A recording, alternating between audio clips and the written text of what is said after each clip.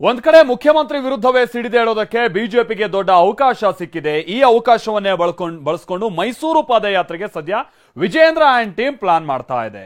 ಆದ್ರೆ ಇದೇ ಹೊತ್ತಲ್ಲೇ ಆತ ಬಸನಗೌಡ ಪಾಟೀಲ್ ಯತ್ನಾಳ್ ಬಣ ಮತ್ತೊಂದು ಪಾದಯಾತ್ರೆ ನಡೆಸೋದಕ್ಕೆ ಪ್ಲಾನ್ ಮಾಡ್ತಾ ಇದೆ. ಹೀಗಾಗಿ ಬಿಜೆಪಿಯಲ್ಲಿ ಒಂದು ಮನೆ 3-4 ಬಾಗಿಲು ಅನ್ನೋದು ಮತ್ತೆ ಮತ್ತೆ ಸಾಬೀತಾಗ್ತಾ ಇದೆ. ಪಾದಯಾತ್ರೆಗೂ ಮುನ್ನ ರಾಜ್ಯ ಬಿಜೆಪಿಯಲ್ಲಿ ಭಿನ್ನರಾಗ. ಯತ್ನಾಳ್ ರಮೇಶ್ ಜಾರಕಿಹೊಳಿಯಿಂದ ಪರ್ಯಾಯ ಪಾದಯಾತ್ರೆ.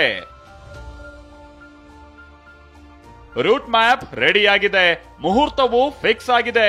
ಇನ್ನೂ 3 ದಿನ ಕಳೆದ್ರೆ ಕೆಂಗೇರಿಯಿಂದ ಹೆಜ್ಜೆ ಹಾಕೋದಕ್ಕೆ ಕೇಸರಿ ಕಲಿಗಳು ಸಜ್ಜಾಗಿದ್ದಾರೆ. ಇದಕ್ಕಾಗಿ ಮೊನ್ನೆ ದೋಸ್ತಿಗಳ ಸಭೆ, ನಿನ್ನೆ ಬಿಜೆಪಿ ಪೂರ್ವಭಾವಿ ಮೀಟಿಂಗ್ ಕೂಡ ನಡೆದಿದೆ. ಮೈಸೂರು ಚಲೋ ನಡೆಸಿದ್ರೆ ವಿಜಯೇಂದ್ರ ನಾಯಕತ್ವವು ಗಟ್ಟಿಯಾಗಲಿದೆ. ಆದ್ರೆ ವಿಜಯೇಂದ್ರ ಅಂದ್ರೆ ಉರ್ದು ಬೀಳ್ತಾ ಇರುವ ಯತ್ನಾಳ್ ವಾಲ್ಮೀಕಿ ನಿಗಮದ ಅವ್ಯವಹಾರವನ್ನ ಮುಂದಿಟ್ಕೊಂಡು ಪ್ರತ್ಯೇಕ ಪಾದಯಾತ್ರೆಯ ಬಾಣ ಬಿಟ್ಟಿದ್ದಾರೆ. ಯತ್ನಾಳ್ ಮತ್ತು ರಮೇಶ್ ಜಾರಕಿಹೊಳಿ ಪರ್ಯಾಯ ಪಾದಯಾತ್ರೆಯ ಬಗ್ಗೆ ಚರ್ಚೆ ನಡೆಸಿದ್ದು, ಕೂಡಲ ಸಂಗಮ ಅಥವಾ ಹುಬ್ಬಳ್ಳಿಯಿಂದ ಬಳ್ಳಾರಿವರೆಗೂ ಹೆಜ್ಜೆ ಹಾಕೋದಕ್ಕೆ ಸ್ಕೆಚ್ ಹಾಕಿದ್ದಾರೆ. ಹೀಗಾಗಿ ರಾಜ್ಯ ಬಿಜೆಪಿಯಲ್ಲಿ ಪಾದಯಾತ್ರೆ ವಿಚಾರ ಕವಲು ದಾರಿಯಾಗಿದೆ. ಈ ಮಧ್ಯೆ ಹೊಸ ಬಾಂಬ್ ಸಿಡಿಸಿರುವ ಯತ್ನಾಳ್ ಡಿಕೆ ಶಿವಕುಮಾರ್ಗೆ ಉಪಕಾರ ತೀರಿಸುವ ಹೊಂದಾಣಿಕೆ ರಾಜಕಾರಣ ಅಂತ ಗಂಭೀರ ಆರೋಪ ಮಾಡಿದ್ದಾರೆ.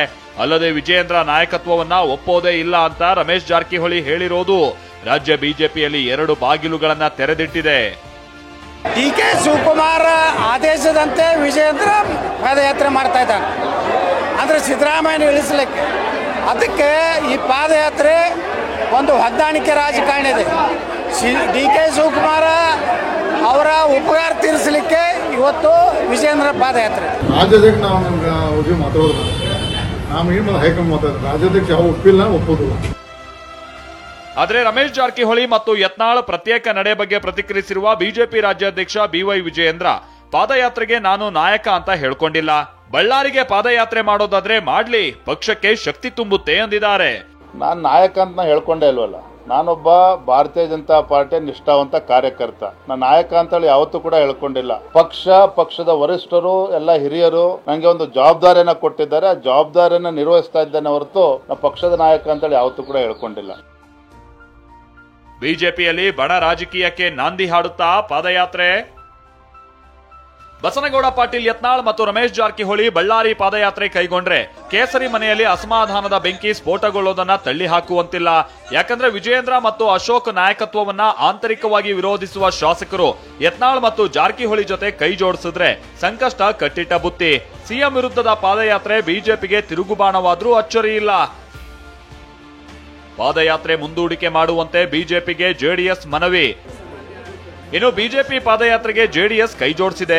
ಆದ್ರೆ ಇವತ್ತು ಕೋರ್ ಕಮಿಟಿ ಸಭೆ ನಡೆಸಿರುವ ಜೆಡಿಎಸ್ ನಾಯಕರು ಮುಂದೂಡಿಕೆ ಬಗ್ಗೆ ಚರ್ಚಿಸಿದ್ದಾರೆ. ಕೇಂದ್ರ ಸಚಿವ ಎಚ್.ಡಿ. ಕುಮಾರಸ್ವಾಮಿ ಸಂಸತ್ ಅಧಿವೇಶನದಲ್ಲಿ ಬ್ಯುಸಿ ಇದ್ದಾರೆ. ಅಲ್ಲದೆ ವ್ಯಾಪಕ ಮಳೆ ಆಗ್ತಾ ಇರೋದ್ರಿಂದ ಪಾದಯಾತ್ರೆ ಮುಂದೂಡುವಂತೆಯೂ ಜೆಡಿಎಸ್ ನಾಯಕರು ಬಿಜೆಪಿಗೆ ಮನವಿ ಮಾಡಿದ್ದಾರೆ. ಯಾಕಂದ್ರೆ ಜೆಡಿಎಸ್ ಪ್ರಾಬಲ್ಯದ ಹಳೆ ಮೈಸೂರು ಭಾಗದಲ್ಲಿ ಪಾದಯಾತ್ರೆಯನ್ನ ಬಿಜೆಪಿ ಲೀಡ್ ಮಾಡಿದ್ರೆ ಜೆಡಿಎಸ್ ಅಸ್ತಿತ್ವಕ್ಕೆ ಧಕ್ಕೆ ಬರುತ್ತೆ. ಹೀಗಾಗಿ ಕುಮಾರಸ್ವಾಮಿ ಸಂಸತ್ ಅಧಿವೇಶನ ಮುಗಿಸಿ ಪಾದಯಾತ್ರೆಯಲ್ಲಿ ಪಾಲ್ಗೊಂಡ್ರೆ ಜೆಡಿಎಸ್ ಕಾರ್ಯಕರ್ತರಿಗೂ ಉತ್ಸಾಹ ಬರುತ್ತೆ ಅನ್ನೋದು ಜೆಡಿಎಸ್ ನಾಯಕರ ವಾದ.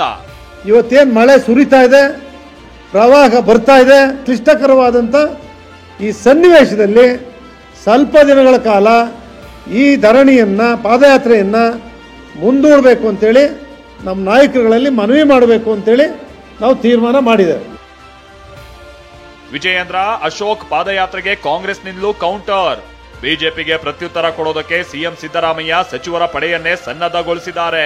ನಾವು ಪಾದಯಾತ್ರೆಗೆ ಅವಕಾಶ ಕೊಡಲ್ಲ ಅಂತ ಗೃಹ ಸಚಿವ ಡಾಕ್ಟರ್ ಜಿ ಪರಮೇಶ್ವರ್ ಕಡ್ಡಿ ಮುರಿದಂಗೆ ಹೇಳಿದ್ದಾರೆ. ಇದಕ್ಕೆ ಕೌಂಟರ್ ಕೊಟ್ಟಿರುವ ವಿಜಯೇಂದ್ರ, ಹೋರಾಟ ಹತ್ತಿಕ್ಕಿದ್ರೆ ಪರಿಣಾಮ ಸರಿ ಇರಲ್ಲ ಅಂತ ಎಚ್ಚರಿಕೆ ಕೊಟ್ಟಿದ್ದಾರೆ. ಕಾನೂನು ನಾವು ಅವರಿಗೆ ಪರ್ಮಿಷನ್ ಕೊಡೋದಿಲ್ಲ ಅಂತ ಹೇಳಿದ್ದೇನೆ. ಪರ್ಮಿಷನ್ ಕೊಡೋದಿಲ್ಲ, ಆದರೆ ನಾವು ತಡೆಯೋಕೆ ಹೋಗೋದಿಲ್ಲ. ಅವರು ಪ್ರತಿಭಟನೆ ಅವರ ಹಕ್ಕು, ಅವ್ರು ಮಾಡಲಿ. ಆದರೆ ಕಾನೂನು ಬಾಹಿರವಾಗಿ ಏನಾದರೂ ಕೆಲಸಗಳು ಮಾಡಿದರೆ ಅದನ್ನು ಸ್ವಾಭಾವಿಕವಾಗಿ ಕಾನೂನನ್ನು ರಕ್ಷಣೆ ಮಾಡೋ ಕೆಲಸ ಪೊಲೀಸ್ನವ್ರು ಮಾಡ್ತಾರೆ. ಈ ಆಕ್ರೋಶವನ್ನ, ನಮ್ಮ ಹೋರಾಟವನ್ನ ಹತ್ತಿಕ್ಕತಕ್ಕಂಥ ಕೆಲಸ ಮಾಡಿದ್ರೆ ಅದು ಇನ್ನು ಯಾವ ಮಟ್ಟಕ್ಕೆ ಹೋಗ್ತದೋ ಅವರು ಕೂಡ ಊಹಿಸೋದಕ್ಕೆ ಸಾಧ್ಯ ಇಲ್ಲ. ಹಾಗಾಗಿ ಈ ಕಾಂಗ್ರೆಸ್ ಸರ್ಕಾರ, ಭ್ರಷ್ಟ ಕಾಂಗ್ರೆಸ್ ಸರ್ಕಾರ ನಮ್ಮ ಹೋರಾಟವನ್ನು ತಡೆಯೋದಕ್ಕೆ ಸಾಧ್ಯ ಇಲ್ಲ. ಬಿಜೆಪಿ ಪಾದಯಾತ್ರೆಗೆ ಆರಂಭದಲ್ಲೇ ವಿಘ್ನಗಳು ಎದುರಾಗಿವೆ. ಬಿಜೆಪಿ ಒಳಗಿನ ಬೆಂಕಿ, ಜೆಡಿಎಸ್ ನಿಂದಲೂ ಬರ್ತಾ ಇರೋ ಮುಂದೂಡಿಕೆ ಮಾತು, ಕಾಂಗ್ರೆಸ್ ಕೊಡ್ತಾ ಇರೋ ಕೌಂಟರ್ ಕಾಲ್ನಡಿಗೆಯನ್ನ ಕಟ್ಟಿ ಹಾಕ್ತಾ ಇದೆ. ಶನಿವಾರ ನಿಜಕ್ಕೂ ಪಾದಯಾತ್ರೆ ಶುರುವಾಗುತ್ತಾ ಅನ್ನೋದನ್ನ ಕಾದು ನೋಡ್ಬೇಕಿದೆ. ಕಿರಣ್ ಹನಿಯಡ್ಕ ಜೊತೆ ಪ್ರಸನ್ನ, ಟಿವಿ9 ಬೆಂಗಳೂರು.